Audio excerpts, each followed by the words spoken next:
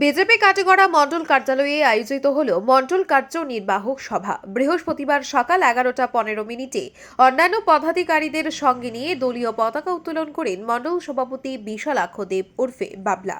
তারপর ভারত মাতা পণ্ডিত দীনদয়াল উপাধ্যায়, ডক্টর শ্যামা প্রসাদ মুখার্জির প্রতিকৃতিতে মাল্যদান করে বন্দে মাতরম সঙ্গীতের মাধ্যমে কার্যনির্বাহক সভার কাজের সূচনা হয়।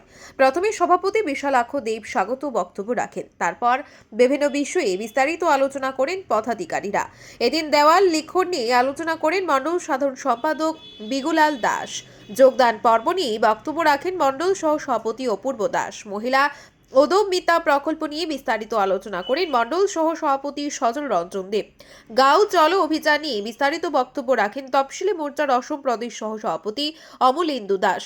আস্থা যাত্রা সম্পর্কে আলোচনা করেন প্রাক্তন মণ্ডল সভাপতি তথা জেলা বিজেপি সদস্য নির্মলেন্দু চক্রবর্তী। দলীয় কর্মসূচি ও ভবিষ্যৎ পরিকল্পনা নিয়ে বক্তব্য রাখেন বিভিন্ন মোর্চার সভাপতিরা। আগামী লোকসভা নির্বাচনের প্রস্তুতি নিয়ে মণ্ডল প্রভারী আইনজীবী ধর্মানন্দ দেব দীর্ঘ বক্তব্য রাখেন। প্রাসঙ্গিক বক্তব্য রাখেন প্রাক্তন বিধায়ক অমর চাঁদ জৈন, বিজেপি অসম প্রদেশ মিডিয়া প্যানেলিস্ট তথা বিজেপি কাছাড় জেলা প্রভারী বিশ্বরূপ ভট্টাচার্য সমাপন ভাষণ দেন। সবাই কাছাড় জেলা সহ প্রভারী অমরেশ রায়, দক্ষিণ কাটিগড়া জেলা পরিষদ সদস্য অসীম দত্ত, কাছাড় জেলা আইটি সেলের জ্যোতির্ময় নাথ মণ্ডল সহ সভাপতি রূপক ধর প্রমুখ উপস্থিত ছিলেন। ব্যুরো রিপোর্ট, আজকের বরাক।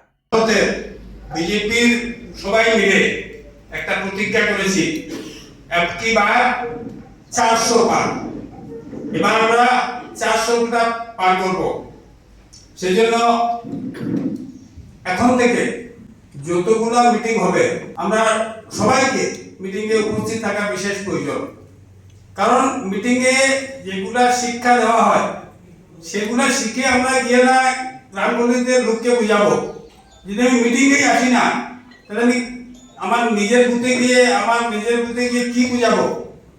আগামী লোকসভা নির্বাচনকে লক্ষ্যে রেখে গাঁও চলো অভিযান এক অন্যতম কার্যসূচি হিসাবে হাতে নেওয়া হয়েছে, যার দায়িত্ব দেওয়া হয়েছে এই কাঠিগড়া মণ্ডলে। আমার 4 ফেব্রুয়ারি থেকে 11 ফেব্রুয়ারি পর্যন্ত এই কার্যসূচি চলবে।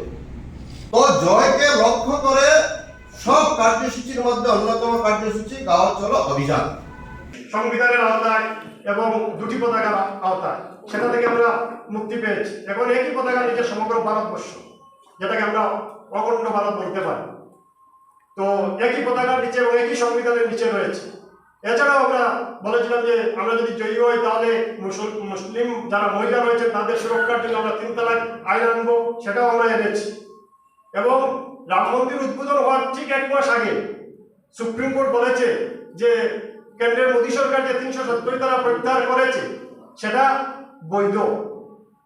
আমরা যেটা প্রতিশ্রুতি দিয়েছিলাম যে 370 ধারা প্রত্যাহার হবে এবং তারপর প্রত্যাহার করা হয়েছে এবং সেটাতেও সিলমোহর দেশের সর্বোচ্চ আদালত দিয়েছে। আপনারা দেখছেন আজকের Barak, a house of digital media.